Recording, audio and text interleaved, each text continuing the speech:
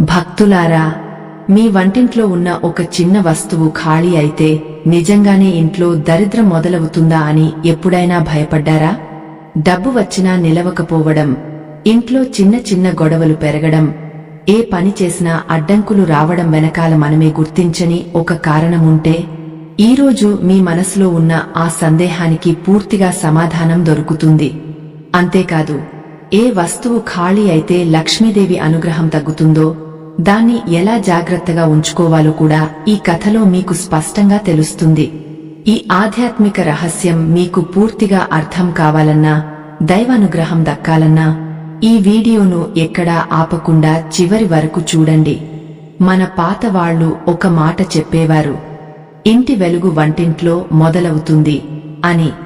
ఎందుకంటే వంటిల్లు కేవలం అన్నం వండే చోటు కాదు, అది ఇంటి అదృష్టం నిలిచే స్థలం అని నమ్మకం. ఒక చిన్న ఊరిలో ధనలక్ష్మి అనే అమ్మాయి ఉండేది. పేరు ధనలక్ష్మి అయినా జీవితం మాత్రం ఎన్నో కష్టాలతో నిండిపోయింది.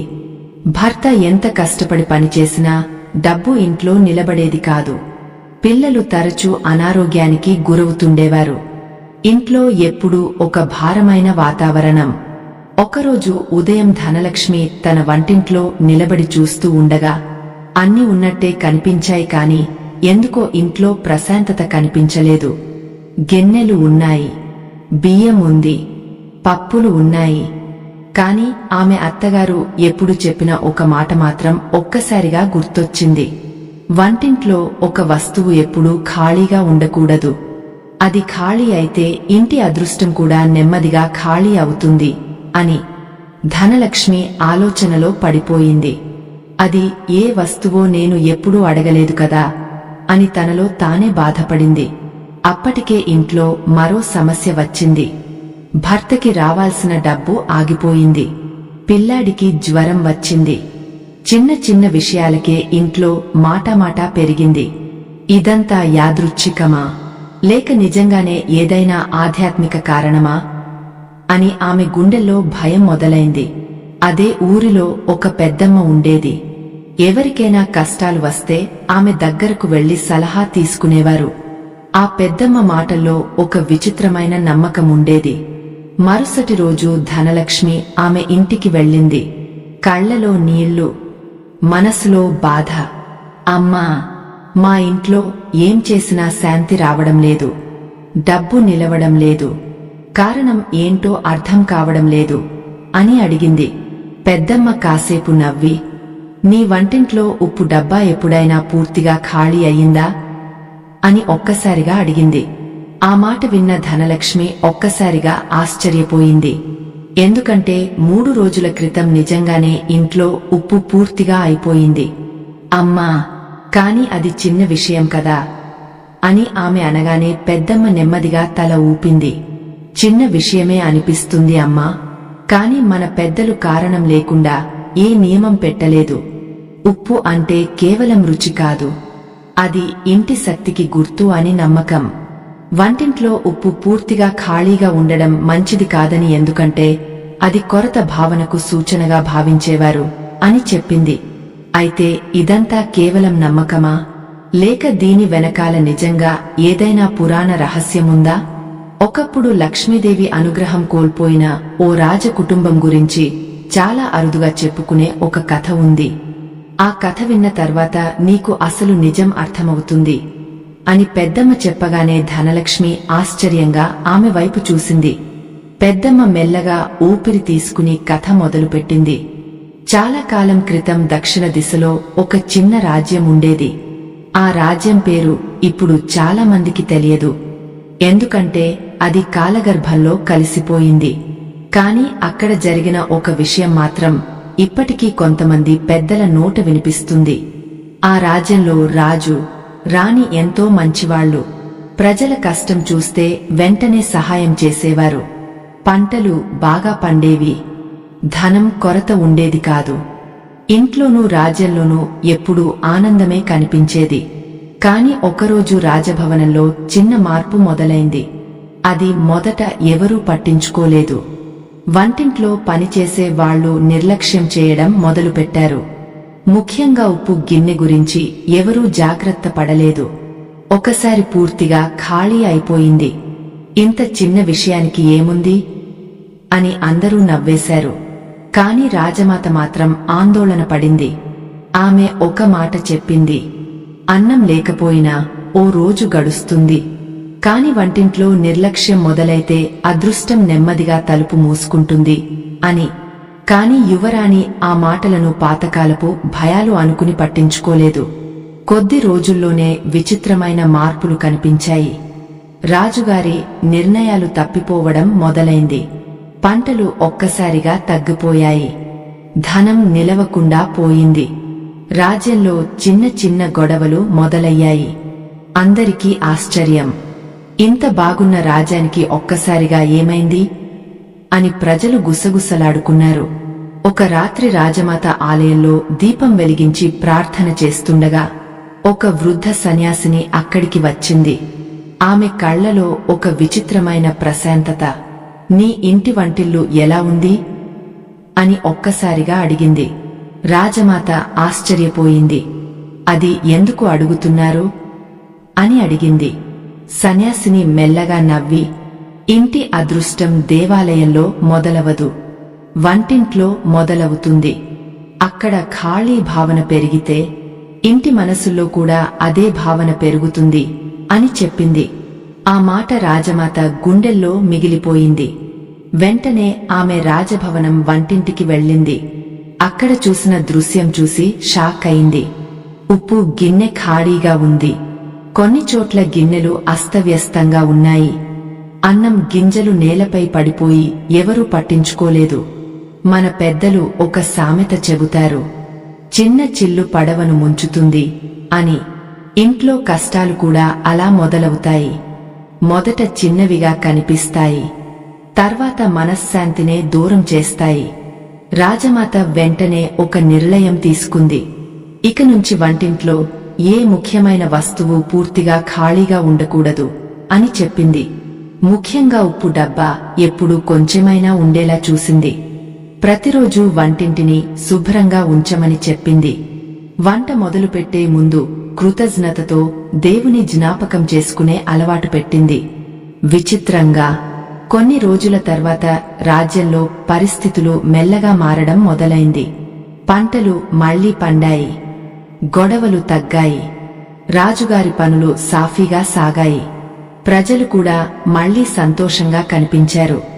అమ్మా, అంటే నిజంగానే ఉప్పు ఖాళీ అయితే దరిద్రం వస్తుందా అని ధనలక్ష్మి పెద్దమ్మను అడిగింది. పెద్దమ్మ నవ్వింది. దరిద్రం ఉప్పు వల్ల రాదు అమ్మా, కాని నిర్లక్ష్యం వల్ల వస్తుంది. ఉప్పు ఖాళీగా ఉండడం అంటే ఇంట్లో కొరత భావనకు గుర్తు అని మన పెద్దలు చెప్పిన హెచ్చరిక. అది గుర్తు మాత్రమే. అసలు విషయం మన జాగ్రత్త, మన శుభ్రత, మన కృతజ్ఞత అని చెప్పింది. అయినా పెద్దమ్మ ఇంకా ఒక రహస్యాన్ని చెప్పలేదు. ధనలక్ష్మి ఇంట్లో కనిపించకుండా జరుగుతున్న మరో చిన్న తప్పు కూడా కష్టాలకు కారణమని ఆమెకు అప్పుడే తెలిసింది. ధనలక్ష్మి ఒక్కసారిగా కంగారు పడింది. అమ్మా, ఇంకేమైనా తప్పు చేస్తున్నానా నేను అని ఆత్రంగా అడిగింది. పెద్దమ్మ ఆమె వైపు కాసేపు చూసి మెల్లగా నవ్వింది. నువ్వు చెడు చేయడం లేదు అమ్మా, కాని మంచి విషయం తెలియకపోవడం కూడా కొన్నిసార్లు కష్టాలకి కారణం అవుతుంది అని చెప్పింది. నీ వంటింట్లో ఖాళీ డబ్బాలు ఎక్కువగా ఉంచుతున్నావా అని పెద్దమ్మ అడిగింది.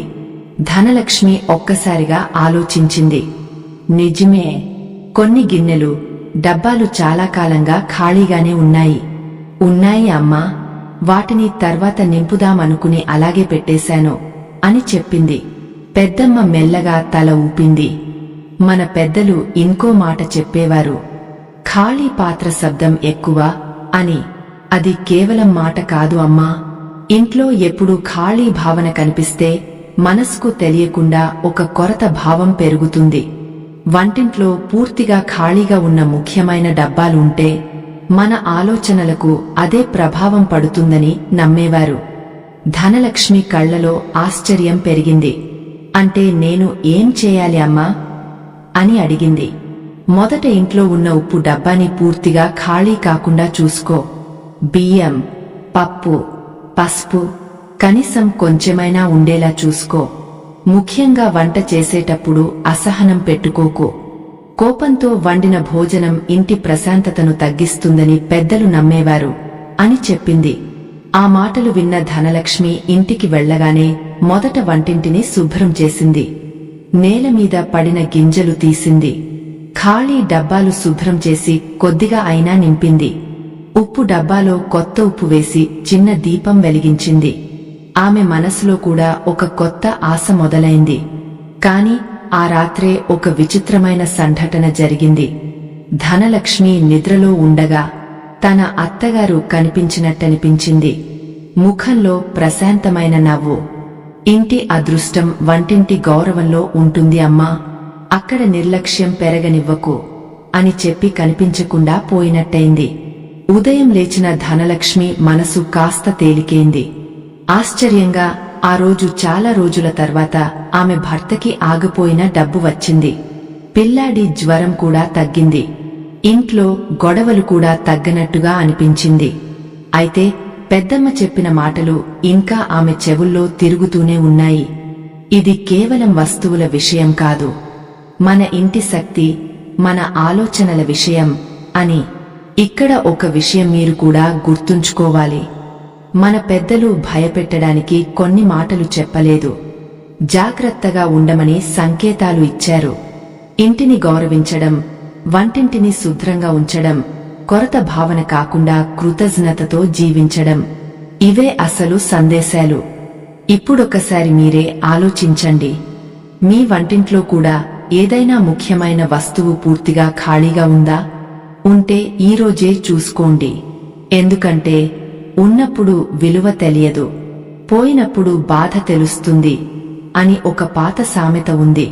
ఈ కథ మీకు ఉపయోగపడుతుందని అనిపిస్తే, ఈ భావన మీ మనస్కి తాకితే ఒకసారి ఓం శ్రీ మహాలక్ష్మే నమః అని కామెంట్లో రాయండి. మీ ఇంట్లో సంతోషం, ప్రశాంతత నిండాలని మనస్ఫూర్తిగా కోరుకుంటున్నాను. కాని కథ ఇక్కడితో ముగియలేదు. పెద్దమ్మ వెళ్లే ముందు ధనలక్ష్మికి ఒక చిన్న సంచి ఇచ్చింది.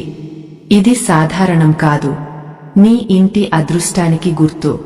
కాని దీన్ని ఎలా ఉపయోగించాలో జాగ్రత్తగా వినో అని చెప్పగానే ధనలక్ష్మి గుండె ఒక్కసారిగా గట్టిగా కొట్టుకుంది.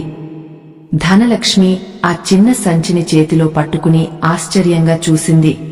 బయటకు చూస్తే అది సాధారణ గుడ్డ సంచిలానే ఉంది. కాని దాన్ని చేతిలో పట్టుకున్న క్షణం ఎందుకో మనసులో ఒక ప్రశాంతత కలిగినట్టనిపించింది.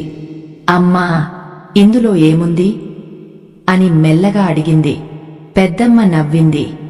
ఇందులో ఉన్నది వస్తువు కాదు అమ్మా, ఒక గుర్తు. మన ఇంట్లో కృతజ్ఞత ఉండాలి, కొరత భావన ఉండకూడదు అని గుర్తు చేసే చిన్న జ్ఞాపకం అని చెప్పింది. అని చెబుతూ ఆమె సంచిని తెరిచింది. అందులో కొద్దిగా ఉప్పు, కొన్ని బియ్యం గింజలు, చిటికెడు పసుపు ఉన్నాయి. ధనలక్ష్మి కళ్లలో ఆశ్చర్యం. ఇవేనా అమ్మా అని అడిగింది. అవునమ్మా, ఇవే. కాని ఇవి సాధారణంగా కనిపించినా మన పెద్దల ఆలోచనలో ఇవి ఇంటి సమృద్ధికి గుర్తులు. ఉప్పు అంటే రుచి మాత్రమే కాదు, జీవితం రుచిగా ఉండాలని గుర్తు. బియ్యం అంటే ఆకలి తీరే వరం, పసుపు అంటే శుభం. వీటిని గౌరవంగా ఉంచడం అంటే ఇంటిని గౌరవించడం అని పెద్దమ్మ చెప్పింది. ఆమె మరో సామెత చెప్పింది, ఇల్లు నిలవాలంటే అలవాట్లు నిలవాలి అని. చాలాసార్లు మనం పెద్ద పెద్ద పరిష్కారాలు వెతుకుతాం, కాని చిన్న చిన్న నిర్లక్ష్యాలే మన ప్రశాంతతని దూరం చేస్తుంటాయి. ఆ రాత్రి ధనలక్ష్మి పెద్దమ్మ చెప్పినట్టే చేసింది. వంటింటిని చక్కగా సర్దింది. ఒక మూలలో చిన్న పాత్రలో కొద్దిగా బియ్యం, ఉప్పు, పసుపు పెట్టి, మా ఇంట్లో ఎప్పుడూ కొరత రాకూడదు అని మనసులో అనుకుంది. విచిత్రంగా రోజులు గడుస్తుండగా ఇంట్లో వాతావరణం మారింది. భర్త పనులు సవ్యంగా సాగడం మొదలైంది. పిల్లలు నవ్వుతూ ఆడుకోవడం పెరిగింది. ముఖ్యంగా ధనలక్ష్మి మనసులో ఉన్న భయం తగ్గిపోయింది. ఎందుకంటే ఆమెకు ఒక విషయం అర్థమైంది. దరిద్రం అంటే కేవలం డబ్బు లేకపోవడం కాదు, మనసులో ఆశ తగ్గపోవడం కూడా. ఒకరోజు ఆమె మళ్లీ పెద్దమ్మ దగ్గరకు వెళ్లి అమ్మా, నిజంగా మా ఇంట్లో చాలా మార్పు కనిపిస్తోంది అని ఆనందంగా చెప్పింది. పెద్దమ్మ నవ్వి, మారింది నీ అదృష్టం కాదు అమ్మా, నీ అలవాటు. ఇంటిని గౌరవించడం మొదలుపెట్టావు, అదే పెద్ద మార్పు అని చెప్పింది.